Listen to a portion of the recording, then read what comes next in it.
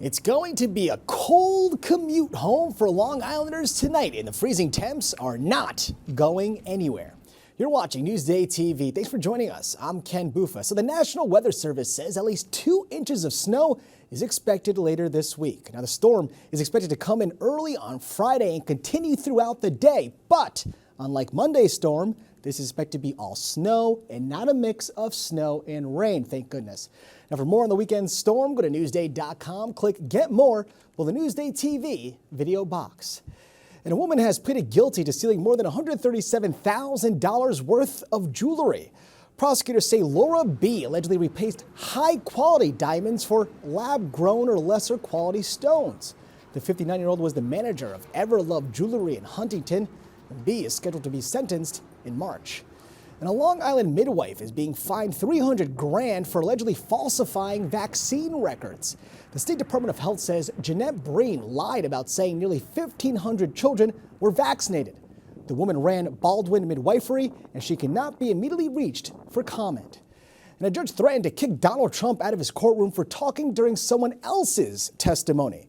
Here's a courtroom sketch from earlier today where writer E. Jean Carroll was testifying against the former president. Now, the judge threatened to revoke Trump's right to be present at trial if he did not keep quiet.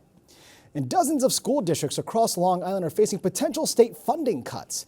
A Newsday analysis of the governor's proposed budget finds that 44 districts will lose the money in the coming year. At least 18 of those districts are facing cuts higher than 10%.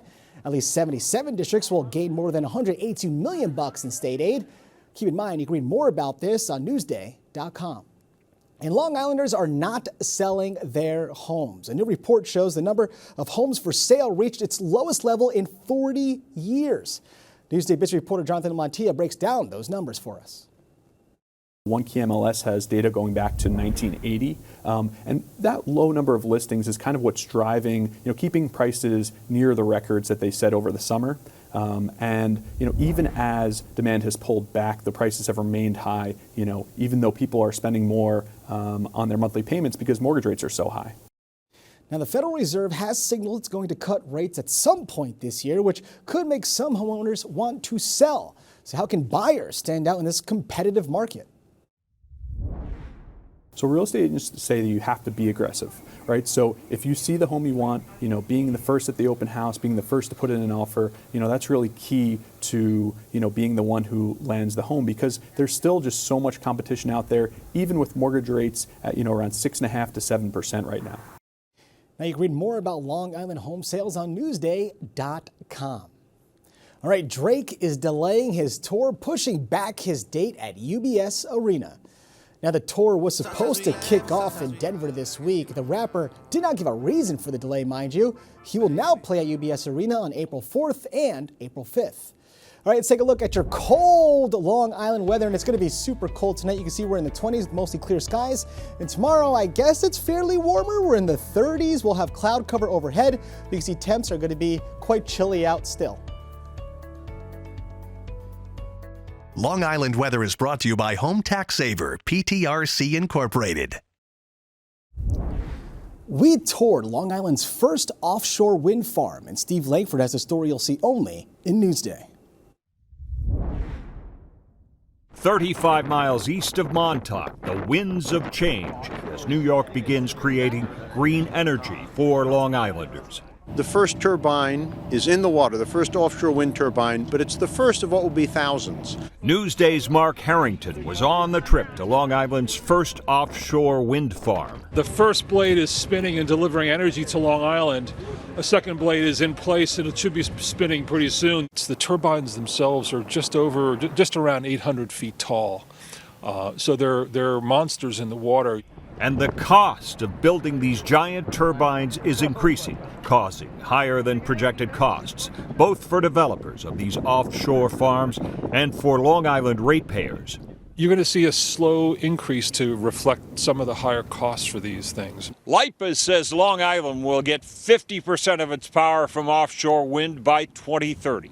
Well, certainly time is of the essence. We're not retiring plants until we have replacements, and offshore wind is going to be a central aspect of those replacements. The federal government has just announced its approval of an environmental impact statement for another wind farm project called Sunrise Wind. Sunrise Wind, which is the project, again, major project for Long Island, would potentially powering hundreds of thousands of homes on Long Island. This as the daunting economics of building these 800-foot-tall wind turbines are now forcing some developers to consider trying to rebid these projects to make them financially viable. Steve Langford for Newsday TV. Now, to read more about offshore wind farms, go to Newsday.com, click Get More below the Newsday TV video box.